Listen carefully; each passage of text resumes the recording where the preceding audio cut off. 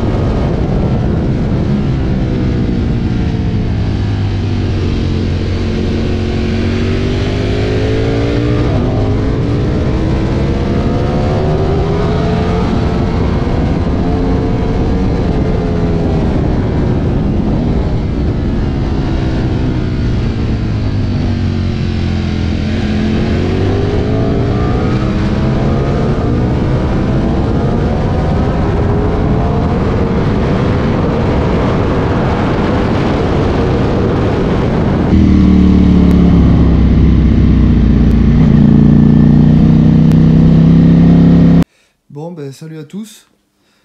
Comme annoncé, je vais vous faire un petit retour sur ma sortie au Lédenon. J'étais hier au Lédenon pour la journée avec 4G Moto. et pourquoi je suis un boulet. Alors, l'histoire a commencé avec la remorque. Voilà, on a chargé le matin, c'est pas ma remorque de d'habitude, je me suis fait prêter par un pote une remorque double rail. Et comme vous voyez, les rails sont vachement sur les extérieurs, donc on a pas mal galéré pour charger les motos, parce que si vous voulez, du côté extérieur, les sangles, elles partaient pas bien en diagonale, ce qui fait qu'on avait du mal à stabiliser les motos. Bref, on a passé 1 h 30 à charger les deux motos, pour pas que ça bouge, pas serein, mais au final ça l'a fait. Mais on a fait pas mal de manips de sangles pour essayer quoi.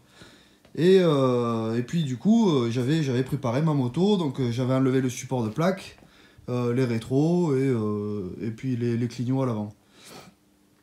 Alors, comme je vous avais dit sur la précédente vidéo, j'ai un petit problème avec mon éclairage de plaque. Il y a un problème de tension, j'attends la résistance de Desmo Racing.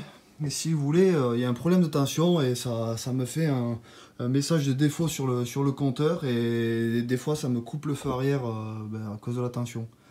Donc bref, je me suis dit, pas de problème, j'enlève le support de plaque, c'est réglé, basta. De toute façon, je roule sur piste sans la plaque, les rétros et tout.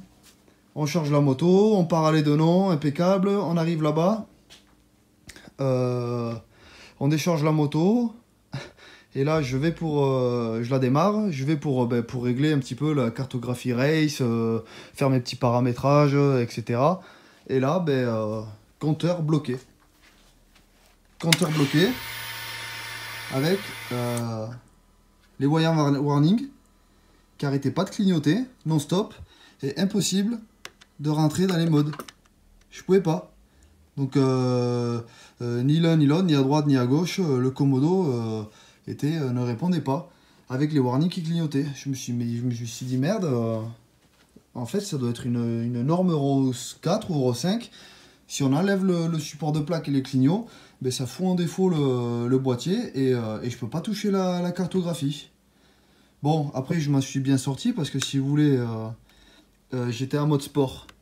J'étais pas en mode street, heureusement pour moi, j'étais en mode sport. Donc le mode m'a permis de rouler toute la journée sur circuit. Je pense qu'au niveau puissance, j'étais pas optimal, mais franchement, pour une première allée de non, j'avais pas forcément besoin d'être en puissance maximale, tous les paramètres et tout. Enfin bref, le mode sport me suffisait. Même si en fin de journée, j'aurais quand même apprécié être en mode race pour comparer. Et surtout, vous voyez, si je me mets en mode race, setting menu, lap, on, back, exit, voilà. Et surtout, j'aurais aimé avoir le mode chrono quoi, pour prendre mes chronos, parce que j'aime bien avoir des références de chrono sur les circuits.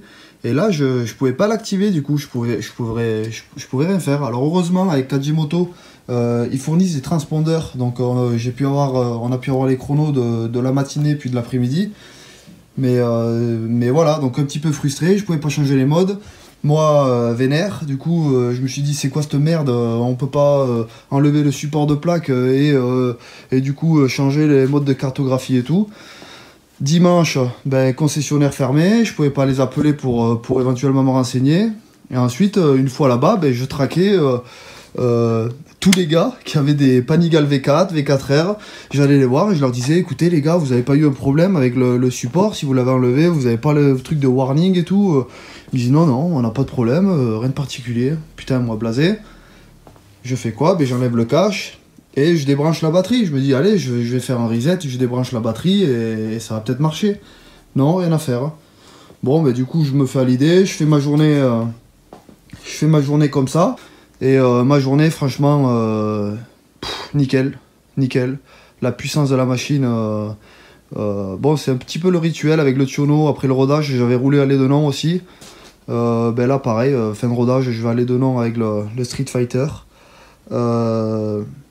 Bon, comme sur la précédente vidéo, pas des différences hyper flagrantes, mais là où il y a de la différence quand même, c'est sur le châssis. la facilité de prise en main, j'étais de suite à l'aise. Alors après, là c'est les Diablo Rosso Corsa 2. Honnêtement, agréablement surpris. Temps de chauffe au top, grip au top. Châssis de la moto hyper agile. Je rentrais dans les virages, j'étais jamais surpris. Dans la courbe, jamais surpris. Le freinage, machine de guerre. Un moment, j'ai mis plein frein, je me suis éclaté sur le réservoir, j'ai pas compris ce qui m'arrivait. Les suspensions, rien à dire, j'ai pas cliqué, rien.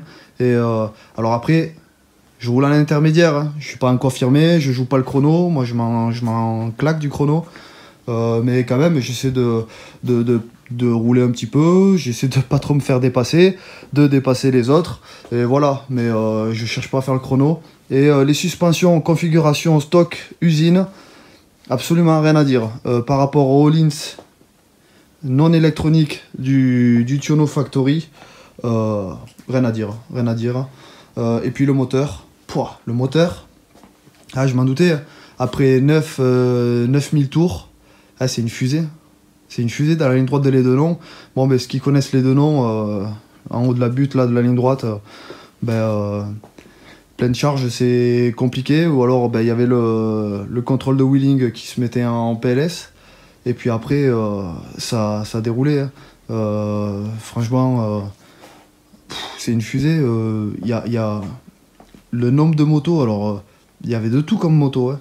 Mais quand je passais les motos en ligne droite, alors ça dépend forcément aussi de la sortie, comment on a négocié le virage d'entrée de ligne droite, de sortie de ligne droite, comment on gère cette fameuse butte en haut avant d'attaquer vraiment la ligne droite, parce qu'elle est particulière, tout le monde ne met pas pleine charge de la même manière, donc la ligne droite est vachement conditionnée par le virage d'avant et la montée. Mais quand je mettais pleine poignée, c'est une fusée la moto, c'est une fusée. Et on arrive dans le triple gauche, c'est impressionnant. Donc voilà, ce qui m'a vraiment marqué par rapport au Tiono, c'est l'agilité du châssis, la facilité de prise en main. Direct, j'ai été à l'aise, mais direct, pas surpris. Après, l'Édenon, c'est un circuit que je commence à connaître. J'avais fait un stage de 2 jours déjà à l'époque avec la Panigale. Donc je connais bien les trajectoires de ce circuit. Mais il est compliqué avec le dévers, le grip est très bon, mais il y a des raccords un petit peu dans des virages en épingle pas évidents qui peuvent faire psychoter. Et puis avec cette moto, je me posais pas de questions. Hein. Je rentrais dedans, ça tenait, rien à dire. Et même en mode sport, du coup, ça m'a suffi. Alors après, en fin de journée, ouais, le mode race, j'aurais aimé comparer. Je pense que j'aurais eu plus de couple. La montée en régime aurait été un peu plus violente. Mais bon, écoutez, pour une première, c'est pas grave. On a chargé les motos, journée au top. L'organisateur, c'était bien. Transporteur fourni, repas du midi fourni dans le forfait.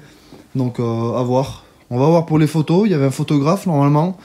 Alors, je pense qu'il s'est mis en mode commando et on l'a pas vu parce que j'ai jamais vu le photographe. Alors soit il était super bien plaqué, il a pris des photos de malade, soit il y était pas, il y avait pas de photographe. Mais bon, on verra bien. J'aimerais bien avoir des photos sympas avec le Street Fighter.